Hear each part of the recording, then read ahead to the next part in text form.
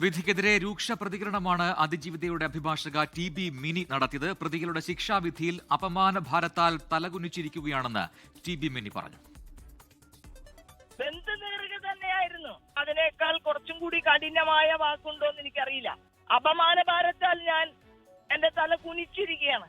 കൊടും ക്രൂരത ചെയ്ത ഈ പ്രതികൾക്ക് ഈ ശിക്ഷ കൊടുത്താൽ മതിയോ? ഇതിനെ വെറുതെ വിട്ടല്ലോ.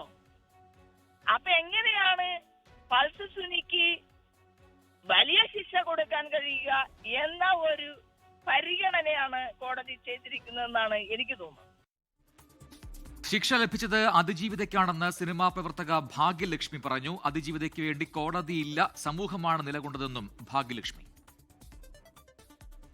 അതിജീവിതയ്ക്ക് അമ്മയുമില്ല, പ്രായവുമില്ല, ജീവിതവുമില്ല, ഒന്നുമില്ല. അവൾ ആജീവനാന്ത തടവിന് അവൾ വിധിക്കപ്പെട്ടിരിക്കുന്നു.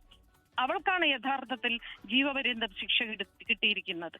അവൾ ഇനി മരണം വരെ ഇത് ആലോചിച്ച് അവളെ ഈ അവസ്ഥയിൽ, ഈ മാനസിക അവസ്ഥയിൽ, ഈ സാമൂഹിക അവസ്ഥയിൽ എത്തിച്ച് അവർ എല്ലാവരും വളരെ ചെറിയ ശിക്ഷ അനുഭവിച്ച് സന്തോഷമായി ജയിലിനുള്ളിൽ നല്ല ഭക്ഷണമൊക്കെ കഴിച്ച് നല്ല സുഖമായി അവർ ജീവിച്ച് അവരുടെ ഈ ചെറിയ കാലയളവില് ശിക്ഷ ദാന്ന് പറഞ്ഞ് ഓടിപ്പോകും. അവരെല്ലാവരും പുറത്തു വന്ന് അവർ കുടുംബമായി ജീവിക്കട്ടെ. അതാണല്ലോ ഈ ശിക്ഷ, ഈ ശിക്ഷാവിധിയിൽ കൂടി ഉദ്ദേശിക്കുന്നത്.